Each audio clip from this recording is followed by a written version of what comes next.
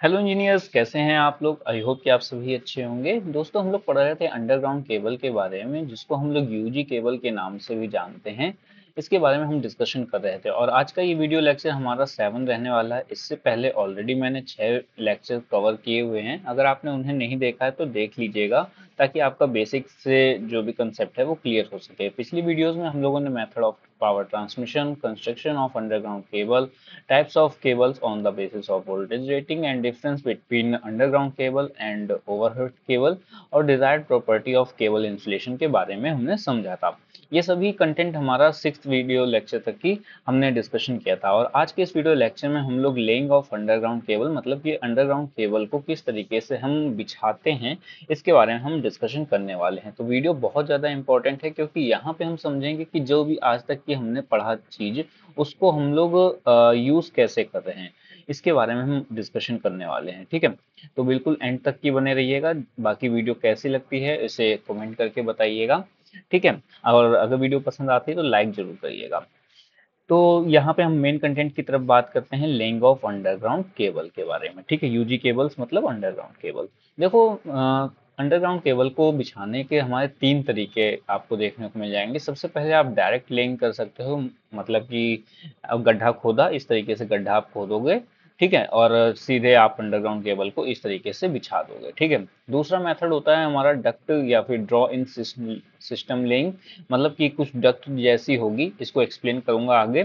कुछ डक्ट जैसी होगी इस तरीके से, और उसमें हम लोग अंडरग्राउंड केबल को इस तरीके, जैसे ये अंडरग्राउंड केबल हमारी लगी हुई ना, इस तरीके से अंडरग्राउंड केबल को फंसा करके तब बिछाएंगे। और तीसरा हमारा सबसे फेमस तरीका होता है टर्नल लेइंग, LAYING है। ठीक है, टर्नल लेइंग मेथड। ठीक है, तो ये 3 मेथड्स होते हैं जिनके माध्यम से हम लोग अपने अंडरग्राउंड केबल को बिछाते हैं। तो चलो वन बाय वन हम लोग सभी चीज़ों के बारे में समझ लेते हैं। ये शॉर्ट नोट्स की तरीके ही काम कर रहा है। बाकी अगर इसकी आप पीडीएफ चाहते हो तो पीडीएफ आपको वीडियो के डिस्क्रिप्शन में मैं लिंक दे दूंगा, वहां से आप डाउनलोड कर सकते हो। ठीक है, डिजी नोट के सेक्शन में वेबसाइट है बेसिकली हमारी इलेक्ट्रिकल जिंदगी, वहां पे डिजी नोट के सेक्शन में आपको ये मिल जाएगी, तो वहां से आप डाउनलोड कर लेना। ठीक है, बाकी समझते हैं direct link of underground cable के बारे में। देखो, ये जो डायरेक्ट लिंक अंडरग्राउंड केबल है, ये सबसे ज़्यादा कॉमनली यूज्ड हमारा मेथड है। मतलब कि जब भी आप अंडरग्राउंड केबल को बिछाना चाहोगे तो ज़्यादातर, मतलब 90% ऑफ केसेस में आपको यही देखने को मिलेगा, यही लिंक मेथड आपको देखने को मिलेगा। क्यों? क्योंकि भैया चीपेस्ट मेथड है, इसमें कुछ नहीं करना, गड्ढा खोदना है और गड्ढे में आपको अपने अंडरग्राउंड केबल को बिछा देना है और काम ऊपर से गड्ढे को भर दो और काम खत्म। ठीक है, बाकी थर्ड हमारी इसकी क्या एबिलिटी है, able to use for all types of sides. ठीक है, हर साइड में आप इसको बिछा सकते हो। बाकी लेइंग कैसे करते हैं जरा इसके बारे में समझ लेते हैं। देखो, गड्ढा को हम लोग यहाँ पे ट्रंच कहते हैं, इंग्लिश की भाषा में ट्रंच कहेंगे। तो इस तरीके से हम क्या करेंगे, एक ट्रंच खोदेंगे, इस तरीके से गड्ढे को हम खोदेंगे। ठीक है, गड्ढे को चलो जी खोद दिया। अब क्या करेंगे साहब, अब करेंगे कि यहाँ पे हम लोग सैंड बिछाएंगे, सैंड का एक बेड बनाएंगे इस तरीके से। यहाँ पे थोड़ा सा मैं अच्छे से एक्सप्लेन कर देता हूँ। इस तरीके से हमने क्या किया, एक पहले ट्रेंच खोदा। ठीक है, इस तरीके से क्या किया, गड्ढा खोदा। अब गड्ढा खोदा तो उसमें हमने क्या किया, सबसे पहले नीचे वाले हिस्से में बालू, मतलब कि सैंड, मतलब क्या हो गया, बालू का हम लोग क्या करेंगे, बेड बनाएंगे। ठीक है, इस तरीके से बालू को हम लोग यहाँ तक की बिछा देंगे। फिर उसके बाद में क्या करेंगे, केबल को हम लोग यहाँ पे रखेंगे। ये जो गोल गोल दिख रही है, इसको क्या है, केबल को हम रखेंगे। केबल के ऊपर में हम लोग क्या करेंगे, कंक्रीट का कवर एक बनाएंगे इस तरीके से, इसकी एक प्रोटेक्शन के लिए। और फिर क्या करेंगे, अगेन हम इसके चारों तरफ क्या करेंगे, सैंड को भर देंगे। ये जो चारों तरफ आपको पिंक पिंक डॉट सा दिख रहा है, ये क्या किया हमने, सैंड को भर दिया। और फिर क्या करेंगे, ऊपर से ब्रिक्स, मतलब कि ईंट बिछा देंगे। ठीक है, तो ये तो मेथड होता है कि किस तरीके से हम लोग डायरेक्ट लेइंग कर सकते हैं। ठीक है, अब जो सैंड हम यहाँ पे बिछा रहे हैं, बेड, मतलब कि ये सैंड का जो रेत का हम लोग बेड बना रहे हैं बालू का, इसकी एक खास बात आपको याद रखनी पड़ेगी कि सैंड बेड जो होता है वो हमारा क्लीन होना चाहिए, मतलब कि उसमें किसी भी तरीके की ड्राइनेस या फिर आपको कह सकते हो कि शार्प स्टोन्स वगैरह आपको देखने को ना मिले। ठीक है, ये इस बात का आपको ध्यान रखना है। अगर शार्प स्टोन्स वगैरह होंगे या फिर ड्राइनेस वगैरह होगी तो फिर क्या होगा कि ये जो अंडरग्राउंड केबल हम बिछा रहे हैं, इसकी लाइफ क्या हो जाएगी, हमारी कम हो जाएगी। तो हम ऐसा ऐसा तो बिल्कुल नहीं चाहेंगे। तो इसके लिए हमको इन बातों का थोड़ा सा ध्यान रखना होगा। अब हमने गड्ढे को बिछा दिया, गड्ढे को बिछाने के बाद में कुछ हमारा इस तरीके से दिखेगा। आप देखोगे यहाँ पे सैंड का क्या किया हमने, बेड बना दिया है और बेड के ऊपर क्या कर दिया, अंडरग्राउंड केबल को ले कर दिया है, मतलब कि बिछा दिया है। और फिर अगेन क्या करेंगे, इसमें ऊपर से हम सैंड बिछाएंगे और ऊपर क्या कर देंगे, ब्रिक्स लगा देंगे, जैसे यहाँ पे लिखा है ना, वो कर देंगे। ठीक है। बाकी एक चीज का ध्यान रखना यहाँ पे, स्पेसिंग क्या होती है, जो भी हमारी केबल्स हम बिछा रहे हैं इनके बीच की आपस में दूरी कितनी होती है, 300 से 400 mm, जो कि ऑब्जेक्टिव्स वगैरह में पूछ लिया जाता है अक्सर, कि जो हम अंडरग्राउंड केबल बिछाते हैं डायरेक्ट मेथड में, उनमें केबल्स के बीच की दूरी कितनी होती है, 300 से 400 mm हम रखते हैं। बाकी ये जो हमारी केबल की लेंथ होती है, इतनी डिस्टेंस इसलिए रखा जाता है ताकि म्यूचुअल हीटिंग डिसिपेशन हो सके, मतलब कि जो भी इन केबल्स का हीटिंग बन रही है ये अलग अलग डिसिपिएट हो सके। पास पास भी रख सकते हो, वैसे तो कोई प्रॉब्लम नहीं है, पर अगर पास पास रखोगे तो क्या होगा कि एक केबल की हीट जो है वो दूसरी केबल में आपकी जंप कर जाएगी, तो ऐसा ना हो, इसके लिए म्यूचुअल हीटिंग डिसिपेशन के लिए हम लोग इनको थोड़ा सा 300 से 400 mm के बीच के रखते हैं। ठीक है। बाकी एक नोट पॉइंट मैंने आपको यहाँ पे दिया हुआ है, नोट पॉइंट में क्या कह रहा है कि डेप्थ ऑफ द ट्रेंच, मतलब कि जो ये आप गड्ढा खोद रहे हो इसका जो डेप्थ है depends on the voltage rating of cable, more voltage level more depth, मतलब कि जो ये हम ट्रेंच खोद रहे हैं, गड्ढा ये खोद रहे हैं, इसकी जो गहराई होगी, अब ऐसा तो नहीं है कि आंख बंद किया और गड्ढा हमने खोद दिया साहब, ऐसा नहीं करना है। इसकी जो गहराई होगी वो डिपेंड कर रही होगी वोल्टेज रेटिंग, मतलब कि जो केबल हम बिछा रहे हैं उसकी वोल्टेज रेटिंग के हिसाब से हमारे गड्ढे की गहराई डिपेंड करेगी। ज्यादा वोल्टेज रेटिंग होगी, मतलब कि मोर वोल्टेज रेटिंग होगी, तो क्या होगा, मोर डेप्थ हमारी होगी। ठीक है। यहाँ तक कि समझ में आ गया, जो भी चीजें पैनल पे लिखी हुई हैं वो सभी आपको एक्सप्लेन कर दिया। अब नेक्स्ट चलते हैं अपनी दूसरी स्लाइड पे, एडवांटेजेस समझ लेते हैं। इस मेथड का क्या एडवांटेजेस है, फिर समझेंगे डिसएडवांटेज के बारे में। एडवांटेज यही है कि सिंपल लेइंग मेथड है, बहुत ज्यादा इसमें टीन टाम नहीं करना है, सिंपल तरीके से आप बिछा सकते हो। ठीक है।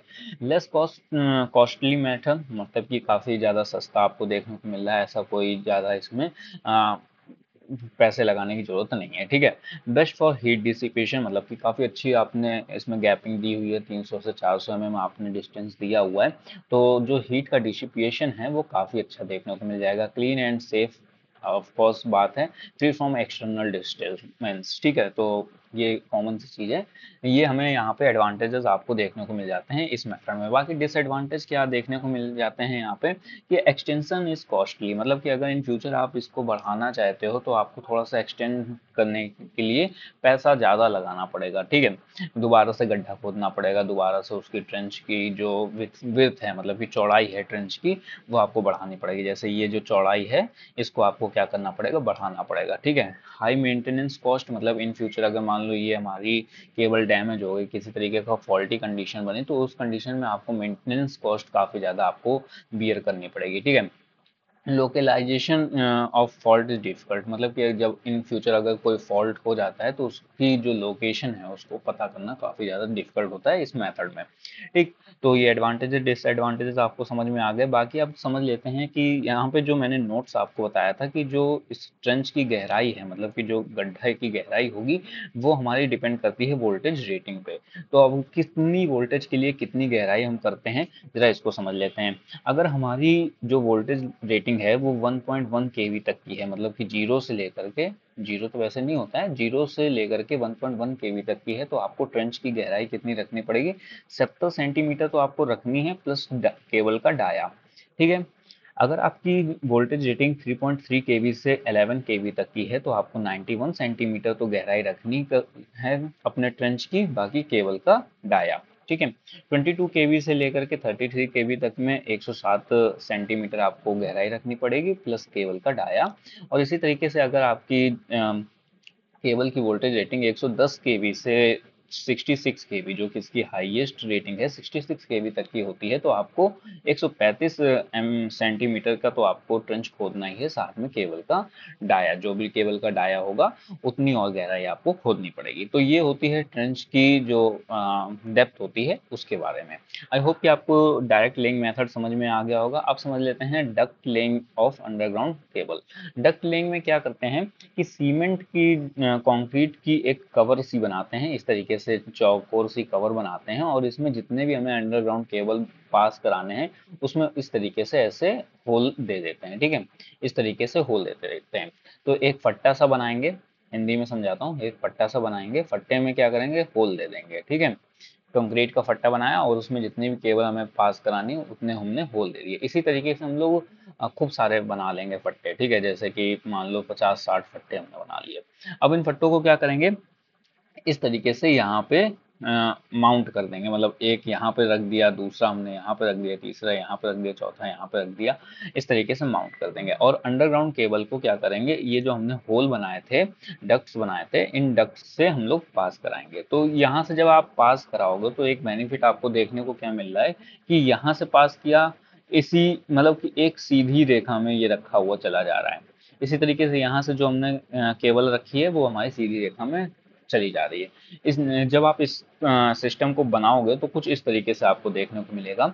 जैसे कि यहाँ पे देखोगे कि जो हमने कंक्रीट का यहाँ पे फट्टा सा बनाया था, कंक्रीट कवरिंग जो हमने यहाँ पे बनाई थी, उसमें हमने इस तरीके से गड्ढे यहाँ पे बनाए हुए हैं। ठीक है, और इन्हीं गड्ढों से क्या करेंगे, केबल को हम लोग बाईपास करेंगे। ठीक, आप ये भी कह सकते हो कि ये कुछ इस तरीके से भी आपको देखने को मिलेगा। ये देखो कंक्रीट का ये पैनल दिख रहा है और ये इसमें गड्ढे दिख रहे हैं और इनसे हमारी अंडरग्राउंड केबल ऐसे बाईपास हो रही है। ठीक है, अब इस को इस तरीके से हम क्या करते हैं, ले करते हैं। अब इस तरीके से ले करने के क्या हमें फायदे मिल रहे हैं, क्या एडवांटेजेस मिल रहे हैं, वो आपको यहाँ पे समझा देता हूँ। फायदे क्या मिल रहे हैं कि रिपेयर या फिर अल्ट्रेशन विदाउट ग्राउंड ओपनिंग, मतलब कि अगर आप मान लो इन फ्यूचर आप इस केबल का रिपेयर करना चाहते हो या फिर उस केबल को बदलना चाहते हो, अल्टरनेट कोई केबल उसमें लगाना चाहते हो, तो आपको किसी भी तरीके की ग्राउंड ओपनिंग करने की जरूरत नहीं है। आपको सिंपल सा क्या करना पड़ेगा, ऊपर ऐसे जैसे आपने देखा होगा सीवर वगैरह के ऊपर क्या होते हैं, एक ढक्कन से रखे होते हैं, तो इसी तरीके से इसके ऊपर भी एक ढक्कन हम रख देते हैं। ये जो बनाते हैं कंक्रीट कवरिंग, दो कंक्रीट कवरिंग के ऊपर एक हमने ऐसे ढक्कन से रख दिया। अब इसके बाद में 1 किलोमीटर 2 किलोमीटर के बाद में फिर से एक ऐसे रख दिया। इस तरीके से हम लोग गड्ढे से बना देते हैं। तो क्या करेंगे, अगर इन फ्यूचर हमें मान लो अपनी केबल को बदलना है तो क्या करेंगे, इस ऊपर से जैसे उसमें होता है सीवर वगैरह में ऊपर ढक्कन से रख देते हैं, इसी तरीके से इसके जो ढक्कन होगा उसको हटाएंगे और यहाँ पे ये मशीन आप देख रहे हो ना, इस मशीन से केबल को बाहर निकाल लेंगे और दूसरी केबल को इसी मशीन से हम लोग डाल देंगे। बस डालते समय में क्या करना होगा, एक जो यूजर होगा वो प्रत्येक ये होल को मैच कराता हुआ लेके चलेगा और ये केबल को आराम से ले करा देगा। ठीक है, तो ये आपका जो इसमें फ़ायदा आपको देखने को मिल जाता है कि इसका अगर आप केबल का रिपेयर करना चाहते हो या फिर अल्ट्रेशन करना चाहते हो तो बहुत आसानी से कर सकते हो। गड्ढे वगैरह खोदने की इतनी ज़्यादा ज़रूरत नहीं पड़ेगी, बस केवल एक ऊपर से आप ढक्कन हटाओ और ढक्कन हटाने के बाद केबल को रिपेयर या फिर बदल सकते हो। ठीक है, less maintenance cost, of course बात है कि आपको पता चला कि भाई यहाँ पे फॉल्ट है तो उतनी उतनी केबल को हमने घसीट लिया और फॉल्ट को दूर करके, मतलब उसको रिपेयर करके हमने अगेन से उसको बिछा दिया। ठीक है, स्ट्रॉन्ग मैकेनिकल प्रोटेक्शन, कॉमन सी बात है, अलग अलग सारी हमारे यहाँ पे इस तरीके से है और अलग अलग हमारी केबल्स ले कर रही हैं, तो काफ़ी अच्छा मैकेनिकल प्रोटेक्शन आपको देखने को मिल जाता है। ठीक, किसी भी तरीके के जैसे ऊपर से मान लो ड्रम वगैरह चल रहे हैं, गाड़ी वगैरह चल रही है, तो किसी भी तरीके की इंजरी देखने को नहीं मिलती। But in the case of direct laying method, तो अगर ऊपर से मान लो ड्रम चल रहा है, यहाँ पे केबल रखी हुई है और ऊपर से ड्रम चल रहा है, काफ़ी हैवी ड्रम है, तो केबल में भी दबाव पड़ रहा होगा, पर इस केस में आपको किसी भी तरीके का दबाव वगैरह देखने को नहीं मिलता, क्योंकि सारा जो प्रेशर होता है वो किस पे जा रहा है, इन पे जा रहा है, जो ऊपर ये बाउंड्रीज बनी हुई है इन पे जा रहा है, केबल पे किसी तरीके का प्रेशर नहीं है। तो स्ट्रॉन्ग मैकेनिकल प्रोटेक्शन आपको देखने को मिलता है। डिसएडवांटेज क्या है, हाई इनिशियल कॉस्ट, भाई ये सब आप यूज कर रहे हो, ये बना रहे हो कंक्रीट का, तो कहीं तो पैसा लगेगा ना, तो हाई इनिशियल कॉस्ट देखने को मिल जाती है आपको।